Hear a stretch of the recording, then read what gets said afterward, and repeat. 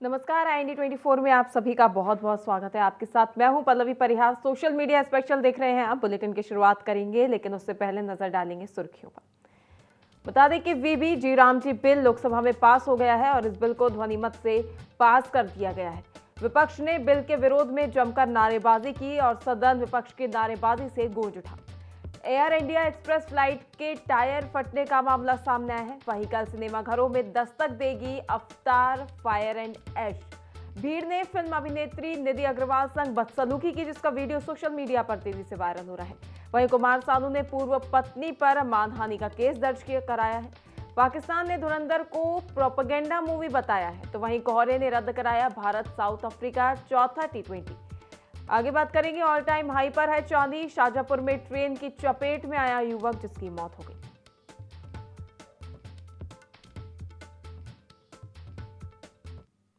चलिए बढ़ेंगे खबरों की ओर, जहां भारत गारंटी फॉर रोजगार एंड आजीविका मिशन बिल यानी VB रामजी पर कृषि मंत्री शिवराज सिंह चौहान ने लोकसभा में जवाब दिया। इस दौरान विपक्ष बिल के विरोध में जमकर नारेबाजी करता हुआ नजर आया। विपक्षी सांसद वेल में पहुंच गए और कागज फेंके गए। इस दौरान शिवराज सिंह चौहान ने कहा कि मनरेगा का नाम पहले महात्मा गांधी के नाम पर नहीं रखा गया था, वो तो पहले भी नरेगा थी। बाद में जब 2009 के चुनाव आए, तब चुनाव और वोट के कारण महात्मा गांधी याद आए, बापू याद आए, तब उसमें जोड़ा गया। बता दें कि इस बिल को लेकर लगातार विरोध देखा जा रहा है विपक्ष की ओर से, और इस पर आज सदन में हंगामा भी देखने को मिला है। बता दें कि भारत गारंटी फॉर रोजगार एंड आजीविका मिशन बिल यानी VB रामजी पर कृषि मंत्री शिवराज सिंह चौहान ने लोकसभा में जवाब दिया है और आज ये बिल ध्वनिमत से पारित भी कर दिया गया है।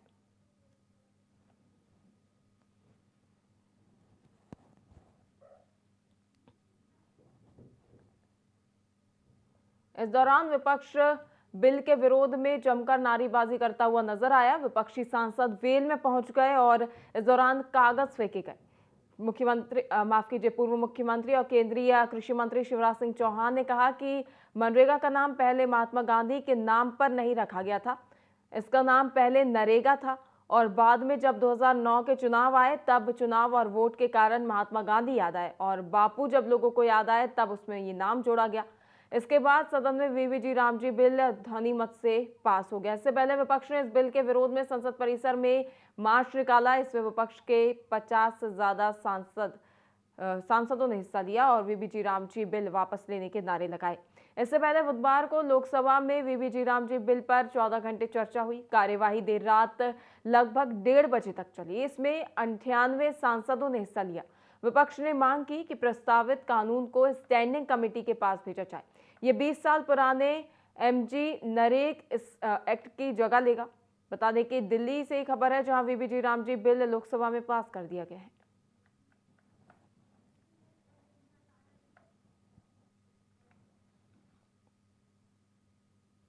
जेद्दा से कोझिकोड जा रही एयर इंडिया एक्सप्रेस की फ्लाइट की गुरुवार को कोचीन इंटरनेशनल एयरपोर्ट पर इमरजेंसी लैंडिंग करानी पड़ी।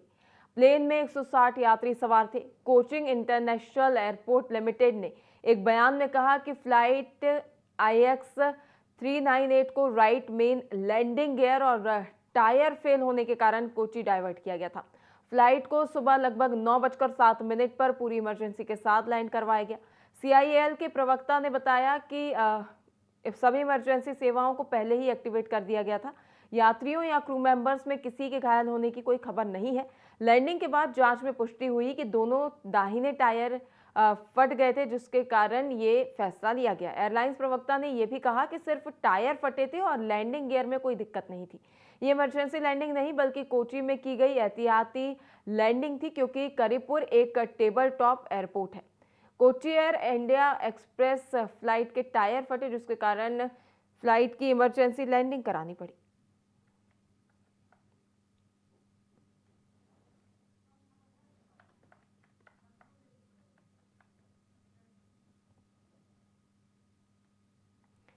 बढ़ेंगे अगली खबर की ओर, जहां भारत साउथ अफ्रीका चौथा T20 मैच देखने के लिए एक क्रिकेट प्रेमी ने गेहूं बेचकर टिकट खरीदा था। एक तो नेपाल से लखनऊ सिर्फ मैच देखने आया था, लेकिन घने कोहरे के कारण मैच रद्द कर दिया गया। निराश दर्शकों ने टिकट के पैसे मांगने शुरू कर दिए हैं। अब BCCI उनके पैसे लौटाएगा। भारत और साउथ अफ्रीका के बीच 17 दिसंबर को लखनऊ के कान्हा क्रिकेट स्टेडियम में खेला जाना था। शहर में बता दें कि शाम को घना कोहरा देखा गया और शाम से ही धुंध के कारण ये फैसला लिया गया है। इसके बावजूद हजारों दर्शक स्टेडियम पहुंचे। हालांकि मैच में टॉस तक भी नहीं हो पाया। एम्पायरों ने 6 बार मैदान का मुआयना किया। आखिर में तय हुआ कि विजिबिलिटी कम है और मैच नहीं हो सकता, इसलिए दर्शकों को बिना मैच देखे ही लौटना पड़ा।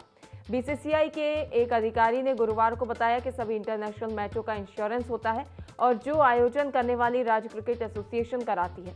नियम के मुताबिक अगर मैच में एक भी गेंद फेंकी जाती तो पैसा वापस नहीं मिलता।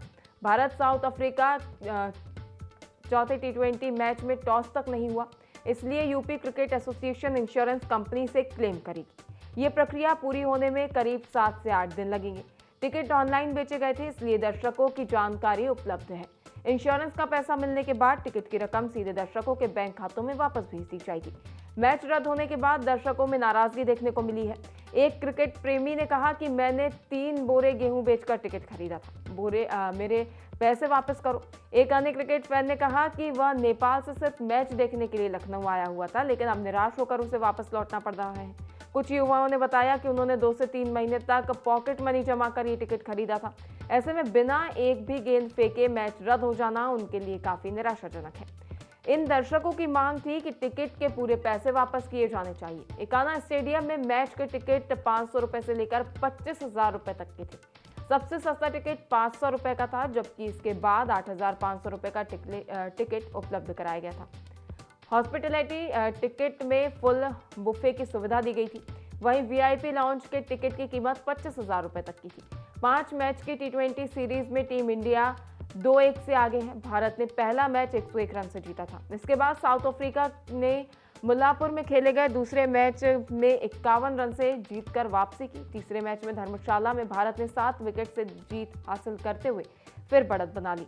आखिरी मैच 19 दिसंबर को अहमदाबाद में खेला जाएगा। 2 साल पहले 2023 वनडे वर्ल्ड कप में कोहरे के कारण भारत न्यूजीलैंड मैच को रोका गया था। 15 से 20 मिनट के लिए कुछ समय तक मैच रुकने के बाद मुकाबला शुरू हुआ था। उस मुकाबले को भारत ने 4 विकेट से जीता था। बता दें कि लखनऊ में ये मैच खेला जाना था, लेकिन घना कोहरा होने के कारण ये मैच रद्द करना पड़ा। भारत साउथ अफ्रीका चौथा T20 मैच देखने के लिए क्रिकेट प्रेमियों का हुजूम लखनऊ में उमड़ा हुआ था, लेकिन मैच रद्द होने के कारण क्रिकेट प्रेमियों को निराशा ही हाथ लगी है। बता दें कि बताया जा रहा है कि एक क्रिकेट प्रेमी गेहूं बेचकर मैच देखने के लिए पहुंचा था और एक नेपाल से लखनऊ सिर्फ मैच देखने के लिए आया हुआ था, लेकिन उन्हें खाली हाथ ही वापस लौटना पड़ा।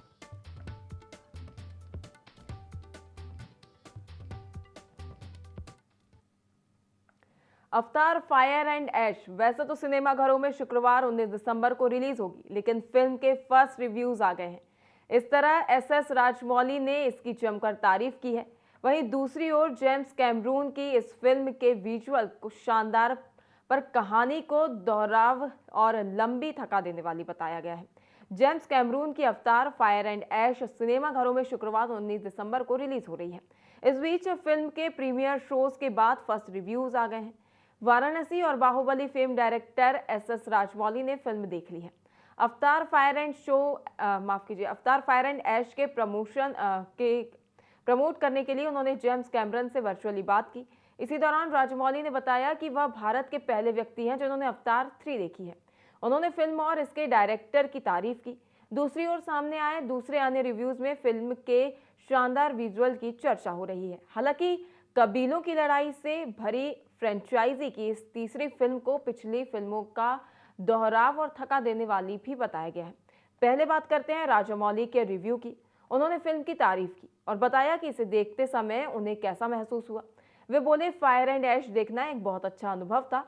कॉम्प्लेक्स सीक्वेंस, विजुअल्स और ऐसे किरदारों को गढ़ने के लिए जेम्स कैमरून को सलाम है।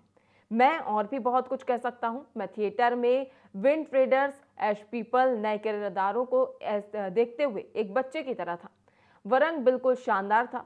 पेंडोरा पर युद्ध का माहौल और खतरनाक दुश्मन वरंग। दूसरी ओर टाइम्स के रिव्यू के मुताबिक यह फिल्म अवतार द वे ऑफ वाटर से आगे बढ़ते हुए अवतार फायर एंड ऐश तक पहुंचती है। जेम्स कैमरन की एपिक कहानी की यह तीसरी किस्त जेक सुली, सैम वथिंगटन नेत्री और उनके बच्चों की कहानी है, जो न सिर्फ वापस आए इंसानी उपनिवेशवादियों से लड़ते हैं बल्कि एक नए खतरनाक दुश्मन से भी लड़ते हैं। वरंग, जो आग लगाने वाले मंकवान कबीले के बेरहम लीडर हैं, वरंग इंसानों के साथ गठबंधन करती है और मामला बिगड़ जाता है। पेंडोरा पर एक और युद्ध का माहौल बन जाता है। कहानी गोल गोल घूमती है। दिखता है दोहराव। यह बात बिना किसी शक के कही जा सकती है कि जेम्स कैमरून एक दूरदर्शी फिल्म निर्माता है। अवतार पर उनके जबरदस्त काम ने इमर्सिव 3D सिनेमा में क्रांति ला दी। वे दर्शकों को पेंडोरा की हरी भरी दुनिया में ले गए और बड़े पर्दे को फिर से परिभाषित किया। अवतार 3 एक नए योद्धा कबीले को पेश करता है और फ्रेंचाइजी की पौराणिक कथाओं का विस्तार करता है। हालांकि अपनी महत्वाकांक्षाओं के बावजूद 3 घंटे और 17 मिनट की ये फिल्म भारी और बहुत लंबी लगती है। कहानी गोल गोल घूमती है। कबीले के संघर्ष, आध्यात्मिक जागृति और औपनिवेशिक प्रतिरोध के जाने पहचाने विषयों को दोहराती है, बिना कुछ नया पेश किए। विलेन वरंग पहले दिखा खतरनाक, फिर अचानक कमजोर। विजुअल शानदार, पर लंबाई इसकी उबाऊ नजर आती है। एक्ट्रेस निधि अग्रवाल बुधवार को हैदराबाद में अपनी आने वाली फिल्म द राजा साहब के गाने सहाना सहाना के लॉन्च इवेंट में शामिल हुई थी। जब वे कार्यक्रम से बाहर निकलने लगी तो बेकाबू भीड़ ने उन्हें घेर लिया, यहां तक कि उनकी कार तक पहुंचना भी मुश्किल हो गया। ऐसी स्थिति में वे काफी घबराई हुई नजर आई। उनके बाउंसर्स ने बमुश्किल उन्हें भीड़ से बाहर निकाला। वहीं कार में बैठने के बाद भी निधि अग्रवाल परेशान ही दिखाई थी।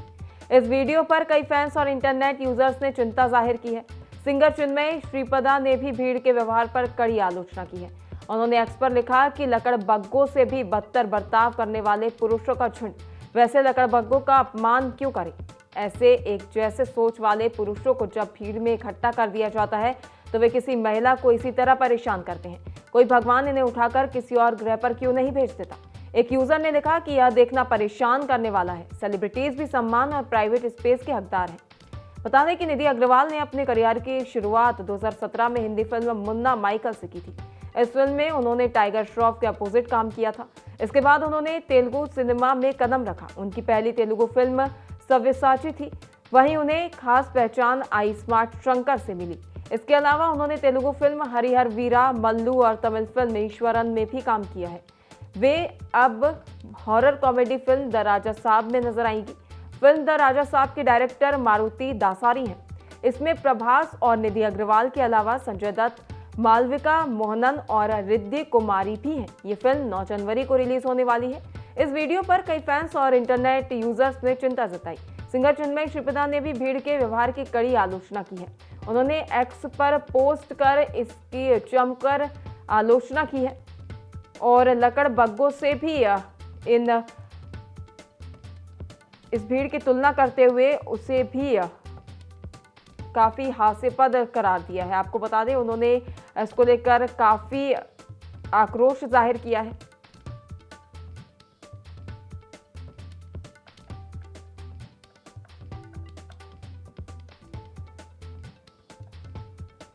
बता दें कि सिंगर एक्टर निधि अग्रवाल को काफी परेशानियों का सामना करना पड़ा जब वे बुधवार को हैदराबाद में अपनी आने वाली फिल्म द राजा साहब के गाने सहाना सहाना के लॉन्च इवेंट में पहुंची थी।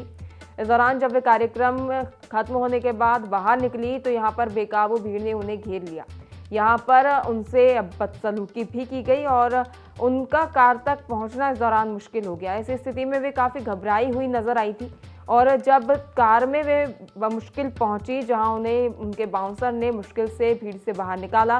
कार में बैठने के बाद भी निधि अग्रवाल काफ़ी परेशान नजर आई और उनका ये पूरा वीडियो सोशल मीडिया पर अब तेज़ी से वायरल हो रहा है, जिसकी फैंस भी काफ़ी आलोचना कर रहे हैं। फैंस ने इस वीडियो पर कई आपत्तियां जताई हैं और इसको लेकर आलोचना भी की है।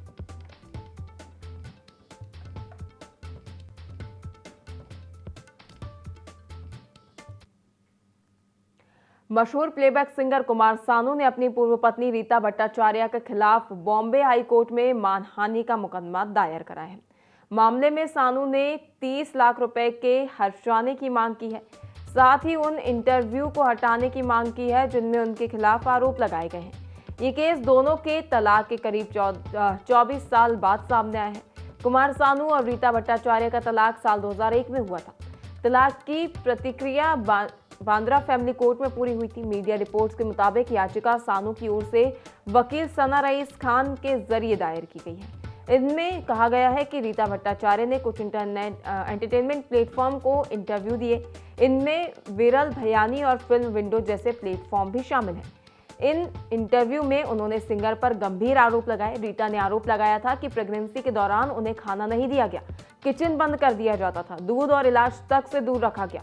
उन्होंने ये भी कहा कि उस समय कोर्ट की कार्यवाही चल रही थी। इसके अलावा उन्होंने सानू पर कई अफेयर्स और परिवार की अनदेखी करने के भी आरोप लगाए हैं।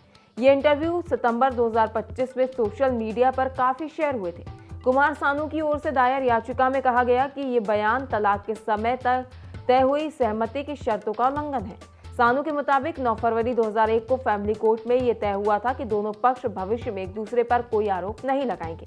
याचिका में कहा गया है कि इन बयानों से सिंगर की इमेज को नुकसान पहुंचा है, इससे उन्हें मानसिक तनाव भी हुआ है। 27 सितंबर को रीता भट्टाचार्य और संबंधित मीडिया प्लेटफॉर्म को लीगल नोटिस भेजा गया था। नोटिस में कहा गया था कि अगर इंटरव्यू नहीं हटाए गए तो आपराधिक कार्रवाई की जाएगी। नोटिस में आरोपों की गंभीरता का भी जिक्र किया गया। इसमें कहा गया कि सानू पर प्रेगनेंसी के दौरान खाना न देने जैसे आरोप लगाए गए। उनके परिवार को असभ्य बताया गया। गोद लेने की प्रक्रिया पर भी सवाल उठाए गए। याचिका के अनुसार इन बयानों से सिंगर की मेहनत से बनी इमेज को नुकसान हुआ है। इससे प्राइवेट और प्रोफेशनल रिलेशंस पर असर पड़ा है। बिजनेस से जुड़े मौकों में भी नुकसान हुआ है। इस सिविल केस में जहां हर्जाना और कंटेंट हटाने की मांग है, वहीं लीगल नोटिस में भारतीय न्याय संहिता की धारा 356 के तहत आपराधिक कार्रवाई की चेतावनी दी गई है।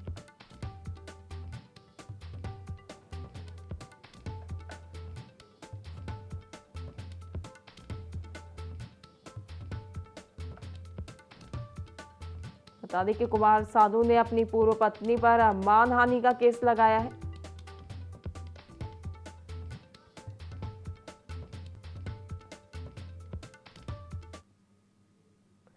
चांदी आज यानी 18 दिसंबर को लगातार दूसरे दिन ऑल टाइम हाई पर पहुंच गई है। India Boolean and jewellers association के अनुसार 1 किलो चांदी 1,609 रुपए बढ़कर 2,01,250 रुपए किलो पर पहुंच गई है। इससे पहले 17 दिसंबर को ये 1,99,641 रुपए पर बंद हुई थी। वहीं कल चांदी पहली बार 2 लाख रुपए किलो के ऊपर निकली थी। कल ये सुबह 2,0750 रुपए पर ओपन हुई थी। इस साल अब तक चांदी की कीमत 1,15,233 रुपए बढ़ चुकी है। आज 24 कैरेट शुद्धता वाला सोना भी 137 रुपए बढ़कर 1,32,454 रुपए प्रति 10 ग्राम पर पहुंच गया है। इससे पहले ये कल यानी 17 दिसंबर को 1,32,317 रुपए पर था। वहीं सोने ने 15 दिसंबर को 1,33,442 रुपए प्रति 10 ग्राम का ऑल टाइम हाई बनाया था। इस साल अब तक सोने की कीमत 56,292 रुपए बढ़ी है। 31 दिसंबर 2024 को 10 ग्राम 24 कैरेट सोना 76,162 रुपए का था, जो अब 1,32,454 रुपए का हो गया है। चांदी का भाव भी इस दौरान 1,15,233 रुपए बढ़ गया है। 31 दिसंबर 2024 को 1 किलो चांदी की कीमत 86,017 रुपए थी, जो अब 2,01,250 रुपए प्रति किलो हो गई है। चांदी में तेजी के 4 बड़े कारण बताए जा रहे हैं। एक, इंडस्ट्रियल डायमंड। बता दें कि सोलर इलेक्ट्रॉनिक्स और ईवी में भारी इस्तेमाल। चांदी अब सिर्फ ज्वेलरी नहीं, जरूरी कच्चा माल भी बन गई है। दूसरा, ट्रंप का टैरिफ डर। अमेरिकी कंपनियां चांदी का भारी स्टॉक जमा कर रही हैं। ग्लोबल सप्लाई में कमी से कीमतें ऊपर चढ़ी हैं। तीसरा है मैन्युफैक्चर होड़ में। बता दें कि प्रोडक्शन रुकने के डर से सभी पहले से चांदी खरीद रहे हैं। इस वजह से आने वाले महीनों में भी तेजी बनी रहेगी। अगला है चांदी में निवेश बढ़ रहा है। निवेश सिल्वर ETF के जरिए चांदी में निवेश कर रहे हैं। इससे चांदी की डिमांड बढ़ रही है।